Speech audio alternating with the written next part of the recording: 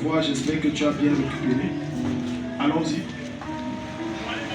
Vos enfants, Vos femmes et l'étranger qui est au milieu de ton camp. l'étranger qui est au milieu de ton camp. Depuis celui qui coupe Ton bois. jusqu'à celui qui puise ton nom. Jusqu'à celui qui puisse. C'est verset combien? Oh. Non, vers le verset 18. Je me suis trompé, c'est le verset 18. Qu'il n'y ait parmi vous ni homme, Qu'il n'y ait parmi vous ni homme, ni femme, ni famille, ni tribu, dont le cœur se détourne aujourd'hui de l'Éternel, notre Dieu, pour aller servir les dieux de cette nation. Qu'il n'y ait point parmi vous de racines qui produisent du poison. Qu'il n'y ait point de racines parmi vous qui produisent quoi? Du poison et de l'absinthe. Du poison et de l'absinthe. Alléluia. Amen. La plupart du temps, lorsque tu vois le caractère, le langage, la gestuelle de quelqu'un, même son habillement, c'est la plupart du temps, et même l'image de sa vie, quand tu observes sa vie, tu peux te rendre compte de quelque chose. Sa vie est à l'image de ses racines. Alléluia. Ce qui me choque dans ce passage, c'est qu'on dit qu'il n'y ait parmi vous personne qui ait des racines qui produisent de l'amertume et de l'absinthe. Donc ce qui produit tout ce que tu as, ce n'est pas la branche, ce n'est pas le tronc, c'est la racine. Amen. Pendant longtemps, les gens disent que c'est le manguier qui donne les mangues. Non, c'est les racines du manguier qui donnent les mangues. Amen. Amen. Donc quand tu vois la vie de quelqu'un ne se déplace pas d'une certaine façon, c'est parce qu'il est enraciné, il a des mauvaises racines. Gloire à Jésus. Je ne suis pas l'enseignant de ce soir, moi-même je vais apprendre. Comme d'habitude, j'ai mon cahier, mon calepin et mon bic. Je vais prendre notre, c'est notre Père qui est là. Il va nous amener en profondeur. Je te donnais un aperçu de ce qui peut être dit, mais plus en profondeur. Ma prière pour toi, c'est que tu ne sois pas un spectateur, mais que tu laisses la main de Dieu te toucher. Quelqu'un dit Amen. Amen. Nous aimons trop venir à des programmes où il faut chasser des démons, mais parfois, par expérience dans le ministère, et grâce à papa qui est là, qui m'a ouvert les yeux par rapport à certains cas quand je l'appelais, ce n'est pas toujours les démons. Parfois, ce sont des mauvaises racines. Ce sont ces mauvaises racines qui affectent son langage. Et il voit que tout le monde est méchant, tout le monde ne l'aime pas, alors qu'il n'a pas de bonne racine. Dis avec moi, Seigneur, ne me passe pas outre ce soir. Visite-moi de façon particulière. Que ce message pénètre mon âme et me transforme en profondeur. Quelqu'un dit Amen. Pendant 30 secondes, baisse ton visage, parle à Dieu. Qu'il te parle, qu'il te visite, qu'il te parle, que sa main te touche, que sa main t'amène dans ses profondeurs. Que si tu ne changes pas tes racines, tu produiras toujours du poison et tu produiras toujours de l'absinthe. Parce que c'est la qualité de tes racines qui détermine la qualité de tes fruits. Alléluia. Sous nos ovations, on va accueillir pour honorer le Saint-Esprit, Papa Céleste. La manière d'acclamer Jésus là.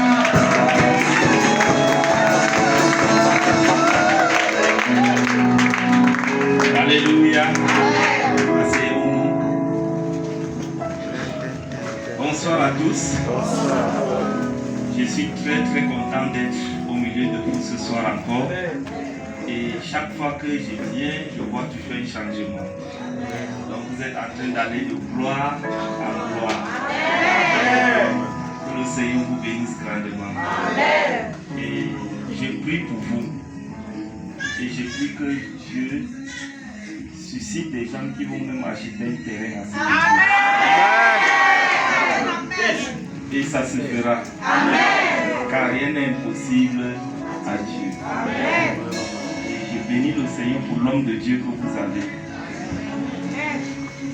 Que le Seigneur te bénisse grandement. Vous savez, vous avez quelqu'un de très précieux que vous ne savez pas. Si Dieu pouvait ouvrir vos yeux à savoir qui est le papa de cette maison, c'est que personne ici ne va jouer avec lui. Il porte une grâce. Amen. Je dis bien, il porte quoi? Une grâce. Moi, je suis quelqu'un qui intervient rarement dans les églises. Pas parce que, mais c'est le discernement. Donc quand vous me voyez ici, Je sais qui est cet homme. Et je sais qu'il va aller loin. Que le Seigneur te bénisse. Amen. S'il te plaît, tu vas laisser le piano pour ce soir. Parce que je crois peut-être ceux qui ne sont pas venus ce soir. L'enseignement que je vais nous donner a été un peu expliqué par le père de la maison. Il a essayé de faire un petit résumé. Et l'enseignement que je vais donner ce soir vient des questions que je me suis moi-même posées. Et en me posant ces questions, j'ai fait certaines découvertes. Et je me suis rendu compte que l'un des plus grands problèmes d'un chrétien, ce n'est pas le diable, mais c'est lui-même. Et c'est pourquoi on a intitulé cet enseignement Racines et fruits. Au travers de cet enseignement, beaucoup vont connaître le pourquoi ils ont un certain nombre de problèmes. Parce que cet enseignement va nous enseigner et va toucher un certain nombre d'aspects des problèmes que nous avons. Et même certains sauront pourquoi ils ont telle maladie.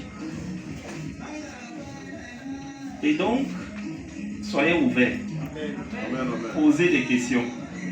Sentez-vous libre. Si quelqu'un veut s'exprimer, je lui donnerai la parole. Amen. Amen. Alors, ce soir, nous allons faire un constat. On va commencer l'enseignement par un constat. Et dans le constat, le sujet même a déjà été évoqué tout à l'heure. Mais je vais amener le constat autrement. Ce que vous devez savoir, ou ce que nous devons savoir, c'est que chacun de nous ici a ce qu'on appelle un capital affectif. Soit tu es dans l'un et soit tu es dans l'autre. Et tout notre problème ou toutes les situations que nous vivons viennent d'abord de ton capital affectif. Et il n'y a que deux capitales affectifs. Ou encore, je résume ça comme ça, il y a deux racines. Soit tu es dans l'un, soit tu es dans l'autre. La première racine a été citée, mais j'aimerais qu'on reparle de ça. Quelqu'un va nous lire Éphésiens chapitre 3, le verset 17. Éphésiens chapitre 3, verset 17. Allons-y rapidement s'il vous plaît. Éphésiens 3, verset 17. En sorte que Christ habite dans vos cœurs par la foi, afin qu'étant enraciné et fondé dans l'amour. Voilà. Étant enraciné et fondé dans l'amour. Voilà. Étant enraciné et fondé dans quoi? L'amour. Répétons, étant enraciné et fondé dans quoi? L'amour. Donc la première racine, c'est la racine d'amour. Et la racine d'amour forge notre personnalité et nous amène à être épanouis. Je vais revenir là-dessus après. Deuxième racine, Hébreux chapitre 12, verset 15. Hébreux 12, verset 15.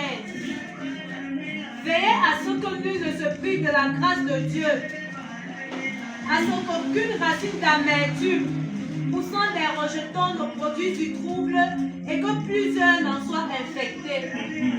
Amen. Deuxième racine, c'est la racine d'amertume. Parce que l'enseignement de ce soir, je ne peux même pas tout toucher. Je vais toucher certains points, selon ce que le Saint-Esprit va mettre dans mon cœur. Mais l'enseignement de ce soir, en fait, on est en train de parler de la délivrance. Oui, la finalité, ça sera la délivrance. Mais il faut bien qu'on comprenne pour être complètement délivré. Parce qu'il y a des gens où chaque jour on les délivre. Chaque jour vous avez des problèmes spirituels et parfois on ne connaît pas le pourquoi. Donc la deuxième racine, c'est la racine d'amertume. Maintenant, qu'est-ce qui caractérise une personne qui a une racine d'amour? Lorsque quelqu'un est né dans une famille où on t'a aimé, où tu as reçu l'amour de tes parents, lorsque tu as vécu dans un environnement d'amour dès ton enfance, lorsque tu as eu un papa qui a toujours été là pour toi, ou lorsque tu as eu une maman qui a toujours été pour toi, c'est ce qu'on appelle quelqu'un qui a grandi dans une racine d'amour. Ce genre de personnes, vous allez comprendre le pourquoi certains mariages souffrent aujourd'hui. Quand quelqu'un a grandi dans un environnement où ton père t'a aimé, ta mère t'a aimé, on t'a choyé, on t'a amené dans les restaurants, on t'a amené je ne sais pas où, jouer, où on t'a toujours apprécié, où on t'a encouragé, c'est que tu as grandi dans une racine d'amour. Et l'homme ne peut donner que ce qu'il a reçu. Quelqu'un qui a grandi dans une racine d'amour a beaucoup d'amour à donner. Et donc, la personne, elle est comment? Elle est épanouie. Quelqu'un comme moi, je n'ai pas grandi dans une racine d'amour. Parce que mon papa n'a pas toujours été là pour moi. Et même quand il était là pour moi, c'était comme l'armée. Et c'est pourquoi vous allez voir au travers de ce pourquoi certaines personnes sont timides. Pourquoi certaines personnes ne parlent pas. Maintenant, quelqu'un qui a grandi dans la racine d'amour, dans la racine d'amertume, c'est des personnes que depuis leur enfance dans leur maison, ils ont trop souffert. Les injures. Toutes les injures que tu reçois créent une racine d'amour, d'amertume en toi. Vous allez voir pourquoi certaines personnes se comportent comme elles est. Quand tu as grandi dans une famille polygamique, où tu as connu des injustices, ça crée en toi cette racine d'amertume. Et quand j'enseigne ça, je mets en garde les parents qui aiment sortir un certain mot aux enfants. Vous allez voir dans le processus de l'enseignement la puissance des mots que vous dites à vos enfants. Certains, ce n'est pas le diable qui a bloqué la vie de leurs enfants. Ce sont les parents. Imagine quand tu as grandi dans une maison où tout l'effort que tu fais, on ne voit pas. Mais on te prend comme un mauvais ou une mauvaise. Il y a des gens qui ont grandi dans une maison où les parents ne les ont jamais appréciés.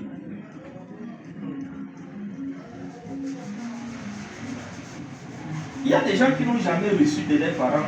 Je suis fier de toi. Je t'aime. Tu es un fils brillant. Parfois, peu importe même l'effort que tu fais, c'est comme si tu n'as absolument... Ou bien c'est pas ça? Sans savoir, on crée en toi une racine de quoi? D'amertume. Parce qu'aujourd'hui, chacun va voir comment il a développé les liens spirituels dans sa vie, sans t'en rendre compte. Et quelqu'un qui a eu la racine d'amertume, c'est quelqu'un qui n'est pas épanoui. Tu peux faire semblant mais tu n'es pas heureux. Et vous allez voir quand on va atteindre le niveau de la compensation. Vous allez voir des choses terribles. Voilà pourquoi je vais commencer par dire aux parents, payez l'école comme vous voulez à vos enfants. Donnez-les 1 million, payez les études comme vous voulez. Ce n'est pas ça que l'enfant a besoin. Un enfant peut être intelligent, mais être bloqué. Parce que l'enfant n'a pas connu le véritable amour. Et généralement, dans notre contexte africain, c'est que quand l'enfant est petit, on le choisit, tu vois, tu comprends. Mais dès que l'enfant atteint ses 10, 11 ans, mon frère, débrouille-toi. Ou bien c'est pas ça? C'est ça. Ce qui a fait en sorte qu'à un moment, quand moi-même mes yeux, parce que j'ai fait 16 erreurs, heureusement que mes yeux se sont ouverts le plus tôt possible. Et comme je ne suis pas sur place, quand je viens, je donne du temps à mes enfants. Je sors avec mes enfants. Nous nous promenons au bois de Mador, nous allons dans les restaurants. Je sais ce que je suis en train de faire. Je dois payer le prix. Parce que j'ai été quelque part un mauvais papa. J'ai cru que la vie, c'est être dur. Comment tu es feignant comme ça? C'est une prophétie que j'ai lancée dans la vie de l'enfant. Parce qu'on croit que il faut toujours être et on ne contrôle pas quoi? Ses parents. Ses parents. Donc là où tu es, le problème de ta vie commence par quelle est l'affection que tu as reçue? Comment tu as grandi? Si tu as vécu dans une maison où on t'a maltraité, si tu as vécu dans une maison où on ne t'a jamais fait confiance, si tu as vécu dans une maison où tu n'as pas reçu l'amour, les gens pensent que recevoir l'amour, c'est de te donner juste les habits, je ne sais pas quoi. Vous comprenez? Le matériel, quoi? Non. Là où nous sommes, chacun de nous a besoin d'aimer et de se sentir aimé. Alléluia. Alléluia. Amen. Mais regardez, c'est pourquoi je disais tantôt que normalement, dans nos églises, avant que deux personnes ne se marient, ils doivent traiter le problème de fond. Parce que si tu épouses un homme qui a souffert, qui a passé tout son temps à recevoir des mauvaises paroles, qu'on a traité dur, tu vas payer le prix quand tu vas te marier. Et si tu prends aussi une femme qu'on n'a pas reconnu sa valeur, qui a vécu des situations difficiles, ou qui a perdu son père, ou qui a perdu sa mère, qui a connu des situations, tu maries cette personne, tu vas passer par des moments difficiles. Que tu le veuilles ou pas. Parce que quelqu'un qui a grandi dans la racine d'amertume ne pourra que déverser quoi? De l'amertume. Et donc, dans la Bible, et toute personne qui a connu ce qu'on appelle l'amertume a besoin de guérison. L'amertume, c'est la pire des choses. Et ça peut te tuer. Nous allons voir quelques exemples dans la Bible. Des personnes qui ont connu des moments de gloire, mais qui ont connu des situations difficiles. Le premier cas, c'est le prophète Élie. Vous notez les versets, à cause du temps, je n'aimerais pas qu'on lise.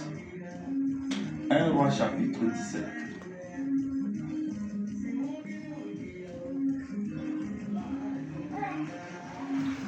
Nous vous allez lire peut-être du verset 1 jusqu'au verset 19.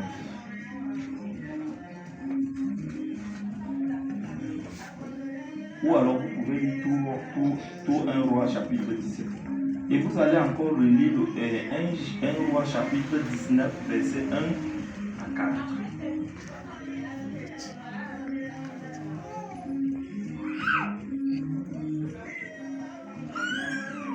Élie c'est un homme et un prophète que tout le monde apprécie. Et moi, j'aimais trop lire l'histoire d'Élie parce qu'on l'appelle Élie le Tishbite. C'était quelqu'un, écoutez bien, c'était quelqu'un qui avait un don extraordinaire. C'était quelqu'un qui pouvait rester là et te dire ce que tu fais dans ta chambre. C'est le prophète qui a invoqué le feu sur les prophètes de Baal, qui a invoqué le feu et qui a tué 450 prophètes de Baal. C'est un homme qui avait, disons comme ça dans notre jour, qui avait une onction particulière. Mais une femme lui a dit un seul mot. Ça a affecté sa vie et il a demandé la mort. Et si vous lisez bien son histoire, c'est depuis le jour-là que Dieu lui a mis à côté. Seulement la bouche d'une personne, Jézabel a dit que allez dire à Élie que si demain je le vois, il est mort, je veux le tuer. Et la Bible nous dit, à cause de la parole, une seule parole, l'esprit de découragement est entré, malgré toute son notion, une seule parole a amené un esprit de découragement en Élie. Et Élie a arrêté le ministère. La racine, l'amertume est entrée en Élie. Et la racine a produit quoi? L'esprit de quoi? De découragement. Une seule parole dans la vie d'un homme de Dieu dont l'onction, je ne sais pas, est à décrire. Mais la femme a sorti seulement un mot. Le gars a demandé la mort. Et Dieu a vu ça. Et Dieu lui dit que bon, maintenant, va dire à Jéhu d'aller oindre qui? Élisée pour te remplacer. Parce que l'esprit de découragement est entré en toi. Lisez bien l'histoire là. Vous allez comprendre que du moment où il a laissé et du moment où il a reçu une parole, cette parole a créé l'amertume et cette parole a créé le découragement en lui. On ne pouvait plus continuer le ministère. Une seule parole. Ça a détruit le ministère de l'Église. Il a demandé la mort, mieux mourir. Élie n'était plus heureux. On est ensemble? Ça passe ou ça ne passe pas? Ok. On est encore en train de faire le constat. Élisée aussi a eu un problème de complexe. Vous allez lire à la maison 2 Rois, chapitre 2, versets 23 à 24.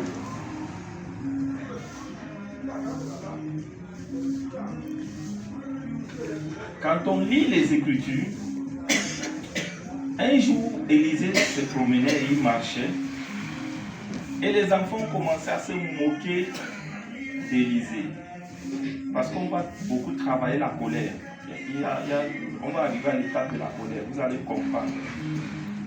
Et les enfants commençaient à se moquer de sa tête. Et les enfants disaient, monte chauffe, monte chauffe. Et à cause de la moquerie, la colère est entrée dans l'homme de Dieu. Et il a invoqué les ours qui ont tué les 42 enfants. Par la colère. La colère. Pourquoi? À cause de la moquerie. C'est pourquoi j'ai horreur quand on se moque de quelqu'un.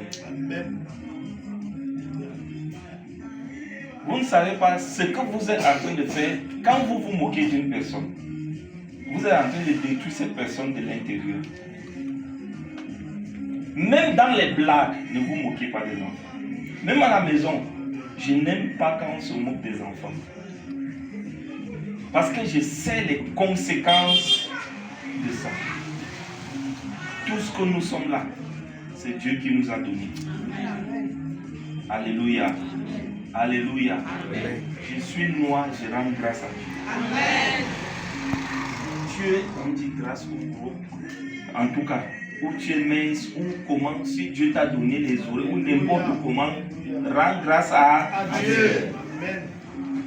Mais la pire des choses dans la vie, bien aimé, ne vous moquez pas des gens. Regardez quelqu'un. La moquerie, à cause de ses cheveux, parce qu'il n'y avait pas de cheveux au milieu, a fait en sorte qu'il a maudit. Donc, vous voyez que la moquerie a produit l'amertume dans le cœur d'Élisée.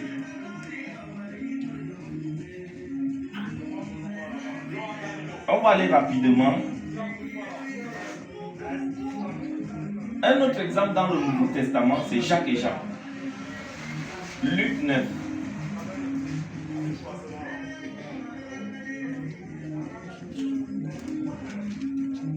Versets 46 et 54.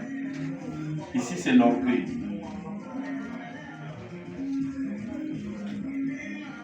Ici, c'est l'orgueil.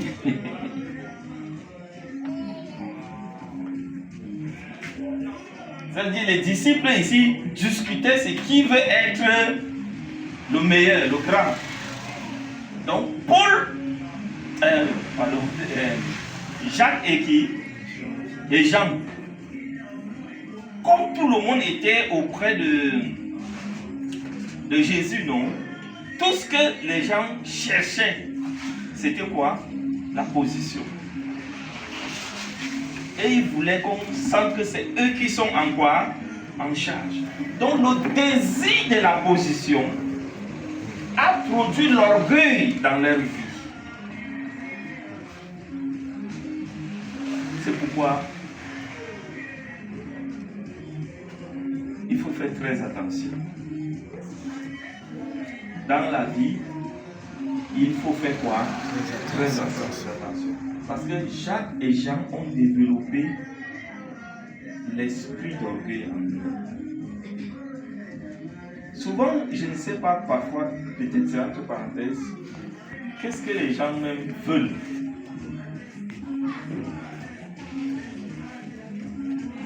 L'un des lieux de la lutte de pouvoir maintenant, c'est l'église. Et l'un des lieux de la lutte, c'est les positions dans l'église. Dieu ne t'a pas mené à l'église.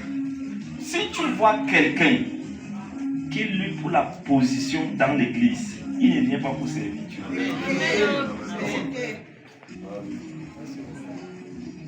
Parce que c'est Dieu qui élève. Alléluia. Amen. Alléluia. Amen. J'ai prêché ça au Niger dernièrement. David était en brousse. Quand Dieu avait besoin d'un roi, on a fait venir les costauds comme moi là. Et quand ils se sont présentés, Dieu a dit à Samuel que non, c'est pas ça que je veux. Et quand il a fini, on dit que est-ce que tu n'as plus d'autres enfants? Tu sais ce qui m'a marqué? On dit qu'il y a un autre là. Les autres, on a appelé leur nom, hein? Mais David, on dit qu'il y a un autre là. Il est en brousse avec les animaux. On dit allez l'appeler. Dès qu'il est arrivé, on dit c'est lui. Amen. Amen. Alléluia. Amen. Alléluia. Amen. L'église est divisée aujourd'hui parce que les gens veulent la position. Les gens veulent la place. Il y a même des gens qui sont prêts à prendre la place du pasteur. Oui, ça c'est vrai. Très vrai. Oui. Ce sont les gens que leur enfance a été frustrée.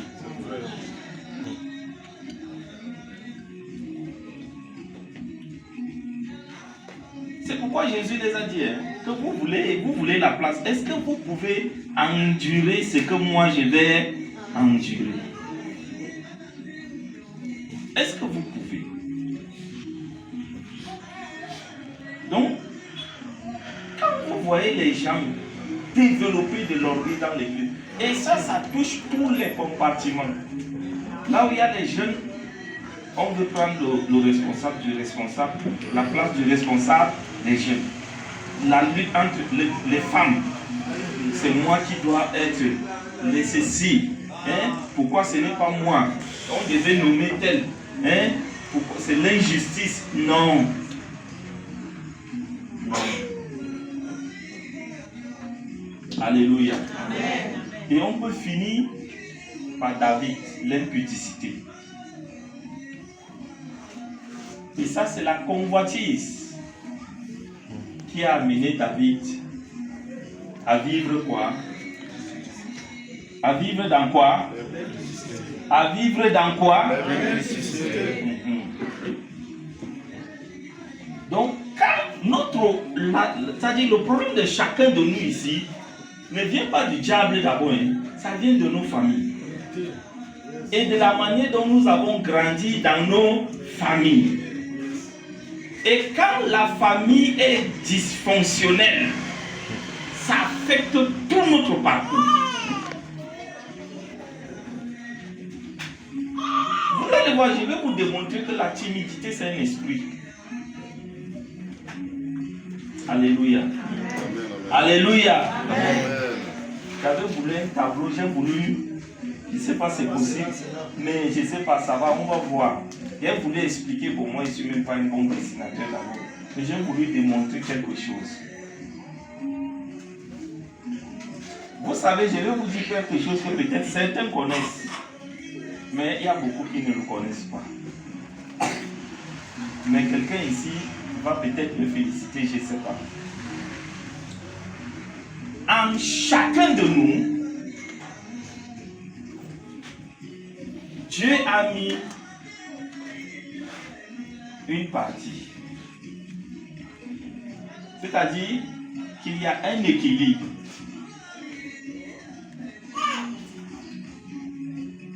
Quand vous voyez comment Dieu a créé une femme, Dieu a créé une femme avec 90% de féminité et 10% de masculinité. Et Dieu a créé l'homme avec 90% de masculinité et combien de féminité. Voilà pourquoi maintenant, quand un enfant naît, faites très attention. Quand l'enfant subit un certain nombre de choses dans son enfance, si c'est la fille, au lieu de développer les 90% de sa féminité, elle développe plus quoi? 10% de sa masculinité. C'est pourquoi on appelle un garçon. Et donc le problème, et quand c'est le garçon, il y a des garçons qu'on appelle femmes.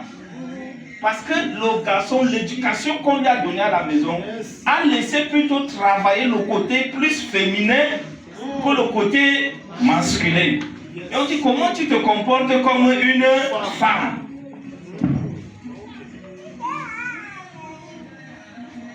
Quelqu'un m'a compris? Moi, j'ai fait l'erreur là. J'ai un enfant qu'on appelle garçon-fille. Je vais vous expliquer le pourquoi. Et je paye le prix. Maintenant, je travaille. Ah, c'est bien. Nous avons eu...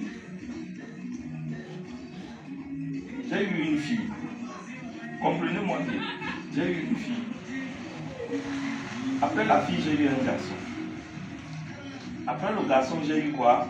Une fille. Et je voulais un garçon. Ma femme est tombée enceinte. Et je disais à ma femme que notre souhait, c'est que Dieu nous donne quoi?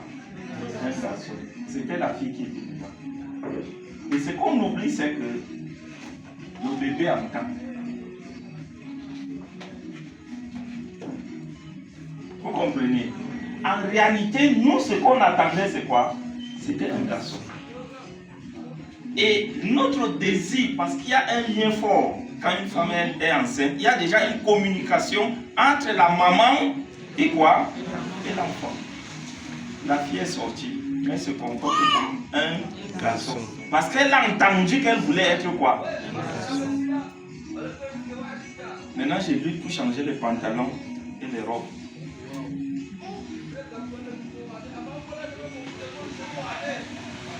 Est-ce que quelqu'un me suit ce soir? C'est pourquoi quand même vous êtes marié et que la femme est enceinte, méfiez-vous de tout ce que vous êtes en train de dire ou les problèmes qui se passent entre l'homme et la femme. Ça affecte l'enfant. Ce qui fait que certains enfants, même quand ils naissent, toujours malades, parce qu'ils ont été traumatisés de la relation qui ne va pas entre papa et... Je ne sais pas si je suis en train de parler à quelqu'un ici. Hein?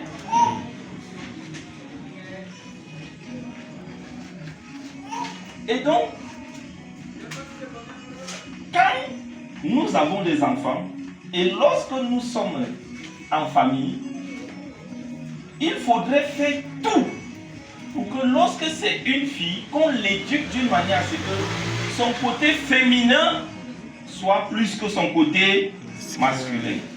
Voilà le pourquoi les foyers ont des problèmes maintenant.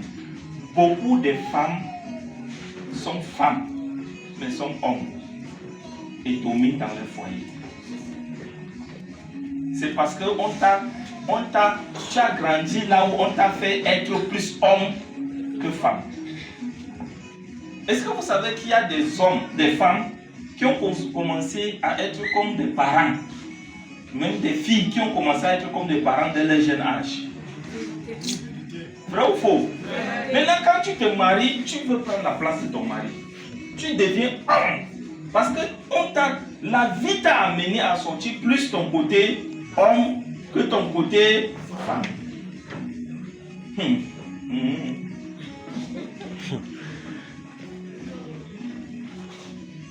Même si j'arrête ici, c'est déjà beaucoup.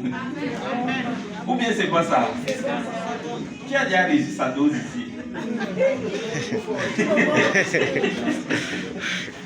Ça, ce n'est que le constat. On n'est même pas encore entré dedans. Et j'espère que demain, les gens viendront. Alléluia. C'est la même chose avec les hommes. Les hommes qui ont grandi dans là où il y a trop les femmes, où on les a fait faire l'étude des femmes, développent plus le côté féminin que le côté masculin. Parce que c'est bien quand tu es homme, 100% ce n'est pas bien. Parce que l'homme c'est le leader. L'homme est quelqu'un qui aime diriger. Et l'homme c'est quelqu'un qui utilise la logique. Mais l'homme n'a pas l'intuition. Or l'intuition c'est côté femme. Donc il te faut en tant qu'homme une petite intuition. Alléluia. Et donc, ne développe pas trop le côté intuition, mais développe d'abord plus ton côté quoi? Homme, vice versa. Et quand il y a donc ce dysfonctionnement, ça affecte la famille, ça affecte le foyer, ça affecte l'église. Moi, je connais des femmes qui veulent même prendre la place des hommes dans l'église. J'ai vu ça. Que le pasteur parlait, dit non, ce n'est pas comme ça, pasteur. On doit faire comme ça.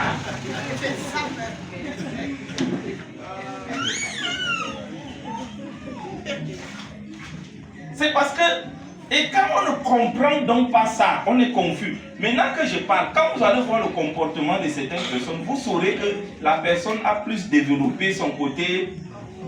Vous comprenez? Et chacun essaie déjà de se voir. Alléluia. Alléluia. Donc il est donc important, franchement il est important de maintenir cet équilibre-là. Maintenant, Maintenant, quand tu as grandi, écoutez bien ce que je vais dire. Et vous allez comprendre certains comportements. Quand tu as grandi dans le genre de famille comme pour moi là, où quand mon père me trouvait, il me tapait d'abord correctement, il me giflait pour rien. Quand tu as grandi comme moi là, est-ce qu'il n'y a pas un truc qu'on peut soulever un peu? Oui, ils vont soulever. Hein? Vous allez bien manger des yags. Donc quand tu as grandi dans un environnement comme moi qui avait un père très difficile, très dur, où tu n'as pas connu l'amour, on t'a appris à te débrouiller toi-même, où on t'a insulté, on s'est moqué de ton physique, où tous les efforts que tu fais, on n'a pas apprécié à sa juste valeur. Ça laisse l'amertume en toi. Et quand on t'a amené dans une éducation où tu es le garçon, mais ça dit tu as vécu dans une situation où tu as développé plus ton côté féminin que ton côté masculin, ou vice versa. Voilà ce qui arrive. Je vais t'expliquer. Ici c'est E, ici c'est I, ici c'est V. Ici c'est I, ici c'est V, ici c'est E. Ici c'est V, ici c'est I, ici c'est E.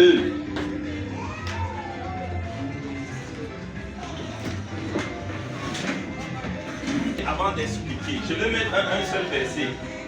Matthieu 12. Ici c'est Matthieu 12. Verset 15. Éphésiens 4, 23. Qui connaît Éphésiens 4, 23? Somme 49. C'est beaucoup de versets. Somme 40. Verset 9. Vous allez supporter, je vais juste expliquer ça.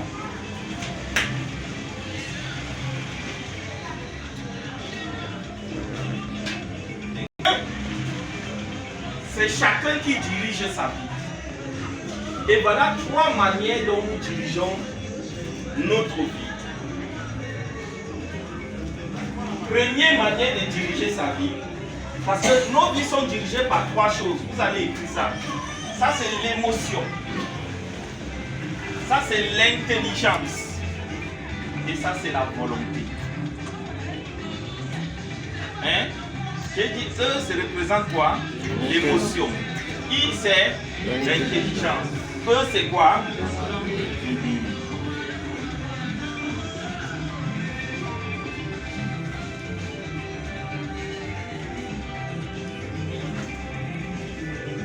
Maintenant, regardez, vous allez voir le comportement de certaines personnes. Voilà comment les gens se comportent. Quand tu as eu la racine d'amertume dans ta vie, comme j'ai dit, quand on a mis des choses en toi, on s'est moqué de toi. J'ai dit, vous sentez-vous libre de poser des questions ou de réagir. Hein? N'ayez pas peur. Quand tu as vécu des moqueries, quand tu as vécu des rejets, quand tu as eu tout ce que j'ai dit là, surtout ici et ici, ta vie devient changée. Ici, j'appelle ça le train de la vie de chaque personne. Il y a des gens donc, voilà comment leur vie est conduite, par l'émotion. Leur vie est dirigée par leur émotion, par leur intelligence et la volonté. Donc la première chose, ce qui est le chauffeur de ta vie, quand tu as connu l'amertume, c'est l'émotion.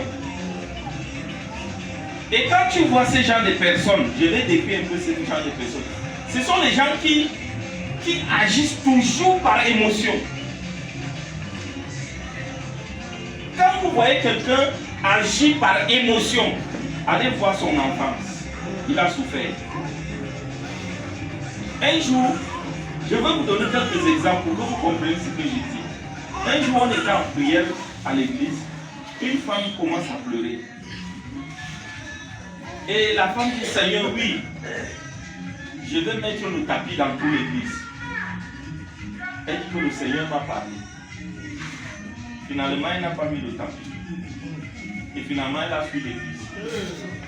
Vous savez ce qu'il a poussé à dire? Ce n'est pas le Seigneur qui lui a parlé. C'est quoi? L'émotion. Il y a beaucoup de gens comme ça. Quand tu es quelqu'un qui met ta vie sur l'émotion, tu poses les actes et tu regrettes après. Tu ne réfléchis pas. Mais c'est l'émotion qui te conduit à prendre quoi? Des décisions. C'est les gens qui peuvent casser quelque chose après, ils commencent à dire qu'est-ce qui m'a arrivé. C'est ton enfance, la façon dont tu as grandi, qui a fait en sorte que pour toi, ta vie commence par les émotions. Et on va revenir là-dessus. Et les gens émotifs sont très colériques. L'émotion va t'amener à prendre des engagements que tu ne vas jamais accomplir. Alléluia. Alléluia. On n'agit pas sous le coup de l'émotion. C'est pourquoi quand on dit que quelqu'un, il y a ces gens-là on dit qu'ils sont chauds. Moi je suis chaud. Et moi, c'est que tu as souffert dans ton enfance. Et tu laisses comme chauffeur de ta vie quoi? L'émotion. Amen. Amen. Amen. Ces gens-là, ils souffrent. Mais tu ne te rends pas compte. C'est les gens qui ne se maîtrisent pas face à une situation. Et c'est les gens qui peuvent pleurer vite. Petit problème.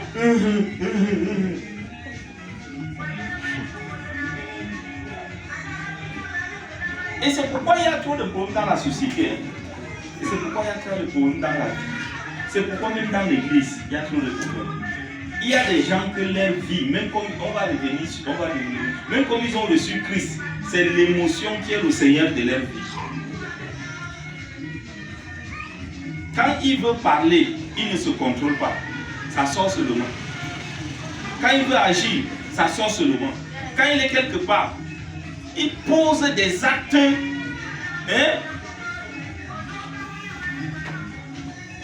Un jour, on a donné la prière à un ancien de prier pour la nourriture. L'ancien a duré un peu à l'église, il durait un peu dans la prière.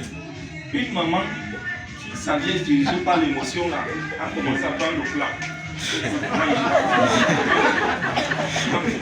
Quand l'ancien dit au nom de Jésus, j'ai prié, les gens étaient déjà en train de faire les gens avec qui leur vie avait l'émotion. La patience n'est pas là pour eux. Ils ne sont pas patients. Qu'est-ce que calme-toi d'abord. C'est que calme-toi d'abord. C'est ce que j'ai parlé à quelqu'un. La deuxième chose, c'est l'intelligence, la volonté et quoi? L'émotion. Quand ta vie a connu beaucoup de souffrance, parfois ce n'est pas l'émotion qu'on utilise, mais on utilise l'intelligence. Et qui parle de l'intelligence parle de la logique.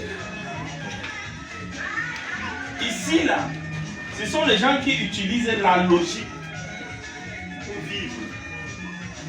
Comme il m'a fait ça,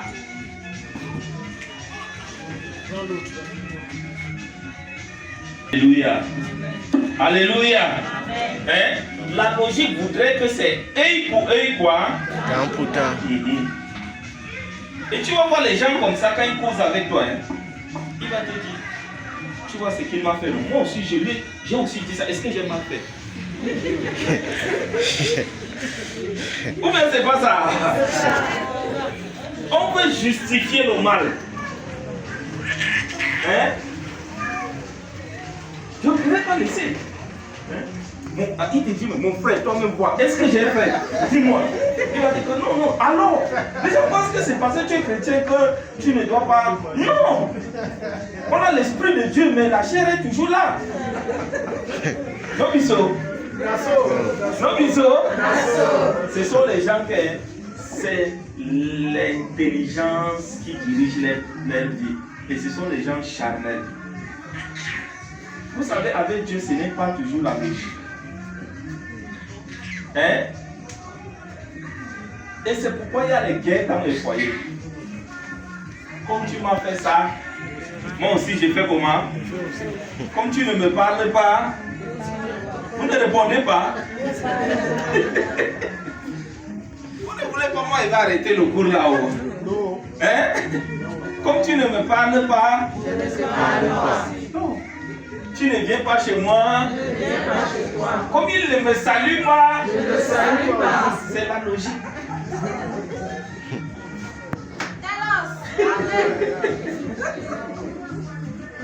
Ça, c'est les gens qui, à cause de la frustration,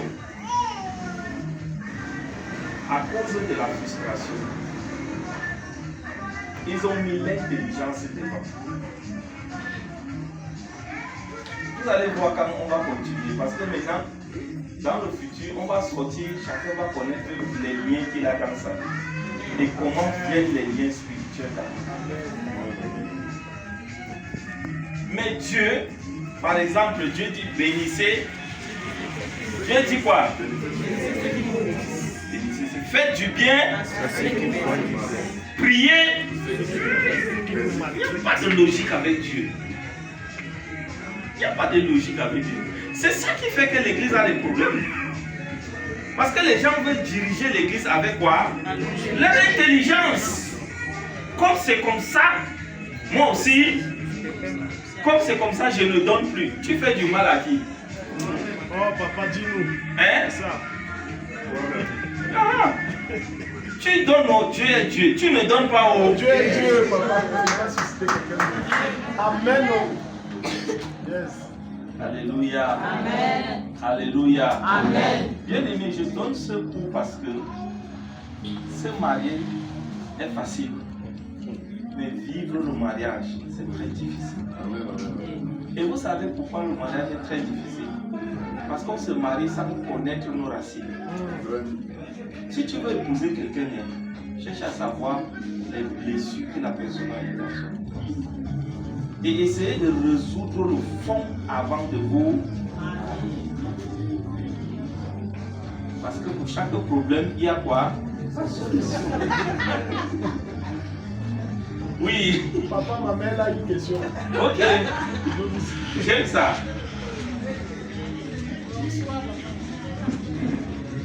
Et le loup, c'est comme déjà marié, sans regarder les racines. Nous tous on est déjà maman. Si tu viens peut-être jusqu'à la fin, tu sauras. Amen. C'est pourquoi normalement les trucs comme ça, c'est bon de venir en famille. Amen. Mari et femme et les enfants. Hein? Non, si Dieu te touche, Dieu va le toucher. Si toi tu as déjà compris là, c'est important. Amen. Alléluia. Maintenant ici c'est quoi? La volonté, l'intelligence et l'émotion. Quelqu'un que ça vient diriger par la volonté, c'est celui qui se soumet à Dieu. Alléluia. Alléluia. C'est-à-dire c'est celui qui, avant de prendre une décision, prend les décisions selon Dieu. Ce n'est pas quelqu'un qui laisse son émotion ou bien son intelligence. Celui-là réfléchit et pense à Dieu avant de prendre une décision. Vous pouvez enlever le tableau, merci. Alléluia.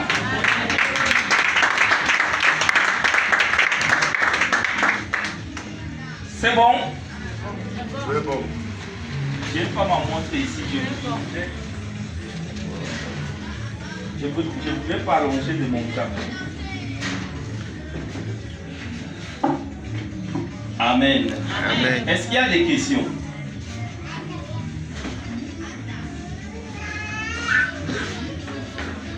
Est-ce qu'il y a des questions avant que je ne continue? Une question là-bas. Parle fort, Jérémie. Ok, oui.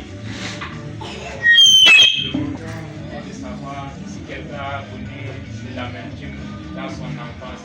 Est-ce qu'il peut devenir stable et subir la libération? Attendez la fin. Moi, je suis ici, là, ce n'est que le constat. Amen. Amen. Amen. Ici, nous sommes seulement en train de faire quoi? Constat. Bon.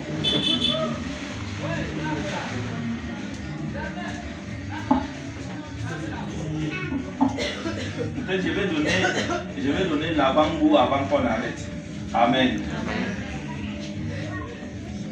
Maintenant, nous avons expliqué comment est-ce que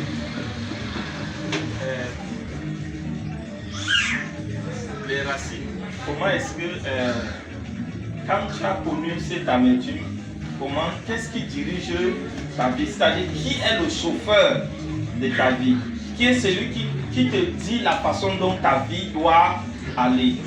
C'est l'émotion. Quand l'émotion qui t'explique comment ta vie doit aller, tu es quelqu'un qu'aujourd'hui tu es content, demain tu es fâché. Hein? Yes. Quand ça te prend, tu grondes les gens pour rien. Quand ça te... Oui, c'est ça. C'est ça. Les jours ça arrive, tu vois ce... Qui a mis ça ici? Un autre, le Seigneur est bon, le Seigneur est bon.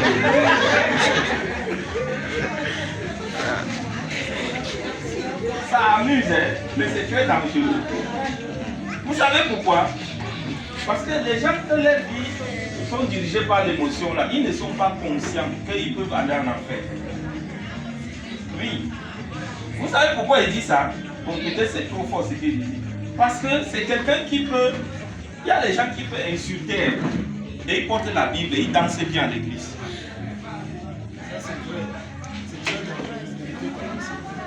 Est-ce que vous m'avez compris? Donc tu n'es pas conscient que tu viens de blesser quelqu'un. Mais tu portes la Bible. Et la personne a mal. Tu lui as dit quelque chose qui lui fait très mal. Mais tu es là. Dans son budget, dans son... Et tu ris. Tu n'as plus de problème. La personne souffre, ce n'est pas ton problème. Très dangereux. Alléluia. Amen. Alléluia. Amen. Je vais m'arrêter ici. C'est un enseignement qui peut prendre un mois, mais je vais toucher l'essentiel. Demain, voilà ce que nous allons parler. Vous allez retenir seulement. Je vais vous montrer les 3 niveaux de rejet. Et chacun va se trouver dans quelle catégorie de rejet il est. Et qu'est-ce qui va se passer? Je vais vous montrer les fruits de ce rejet.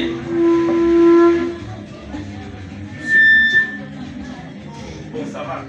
Je vais vous montrer les fruits de ce rejet sur 3 ou 4 plans. Je vais vous parler des fruits du rejet sur le plan psychologique. Quand on t'a rejeté, je prends un exemple. Quand tu n'as pas connu l'amour, qu'est-ce que ça peut faire sur le plan psychologique? Qu'est-ce que ça peut faire sur le plan physiologique? Qu'est-ce que ça peut faire sur le plan mental? Et qu'est-ce que ça peut faire sur le plan spirituel? Et demain, vous allez voir pourquoi les gens n'arrivent pas à lire la Bible. Yes. Qui a été béni ce soir? Amen. Que le Seigneur vous bénisse. Amen.